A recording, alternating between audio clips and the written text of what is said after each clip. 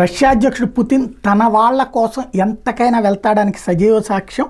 తాజాగా అమెరికా రష్యాల మధ్యన ఖైదీల మార్పిడి జరిగింది. అందులో రష్యా చరిత్రలోనే అతిపెద్ద ఖైదీల మార్పిడి. మాస్కో అంతర్జాతీయ విమానాశ్రయం అప్పుడే ల్యాండ్ అయిన విమానం నుంచి 8 మంది ప్రత్యేక భద్రత మధ్య బయటకు వచ్చారు. వాళ్ళలో ఒకళ్ళు రిసీవ్ చేసుకునేందుకు ఏకంగా రష్యా అధ్యక్షుడు వ్లాదిమిర్ పుతినే విమానాశ్రయం దాకా వచ్చారు. సదరు వీఐపీకి షేక్ హ్యాండ్ ఇచ్చి మరీ సాధారణంగా స్వాగతించారు. ఎవరతను అంటే ఆగస్టు 2019లో జర్మనీ రాజధాని బెర్లిన్ ఛాన్సలర్ ఏంజెలా మెర్కెల్ కార్యాలయానికి పార్లమెంట్ కోతవేడు దూరంలో ఉన్న ఓ పార్కు సైకిల్ మీద వస్తున్న వ్యక్తి ఉన్నట్టుండి తుపాకీ తీశాడు.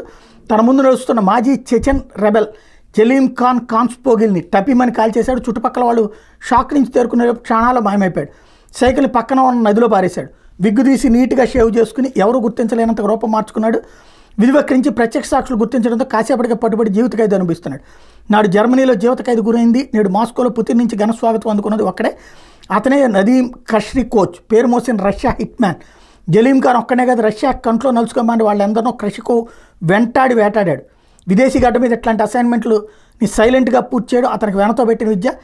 రష్యా గూఢచార సంస్థ ఎఫ్ఎస్బీలో చేరిన కొన్నాళ్ళకే టాప్ రేటెడ్ హిట్ మ్యాన్గా పేరు సంపాదించాడు. ముఖ్యంగా పుతిన్కి అత్యంత ఇష్టునిగా మారాడు. అందుకే అతను విడిపించుకోవడాన్ని ఆయన సవాల్గా తీసుకున్నాడు. జలీం ఖాన్ హత్యతో తనకు సంబంధం లేదని విచారణ పడవన క్రషికో బొకాయించిన అది అతను పనేనని పుతిన్ అధికారికంగానే అంగీకరించాడు. క్రషికోను గొప్ప దేశభక్తుడిగా అభివర్ణించాడు. అతని కోసం సోవియట్ యూనియన్ పతనం తర్వాత అమెరికాతో చరిత్రలోనే అతిపెద్ద ఖైదీల మార్పిడికి కూడా అంగీకరించాడు. Wall Street Journal reporter Evan Gershkovich, మాజీ మెరైన్ పౌల్ వేలన్, రష్యా అసమ్మతివాది వ్లాదిమిర్ కారాముర్జా సహా 16 మందిని వదిలేశాడు. బదులుగా అమెరికా, జర్మనీ, పశ్చిమ దేశానికి క్రషికోవ్తో పాటుగా 8 మంది రష్యాలను విడిపించుకున్నాడు.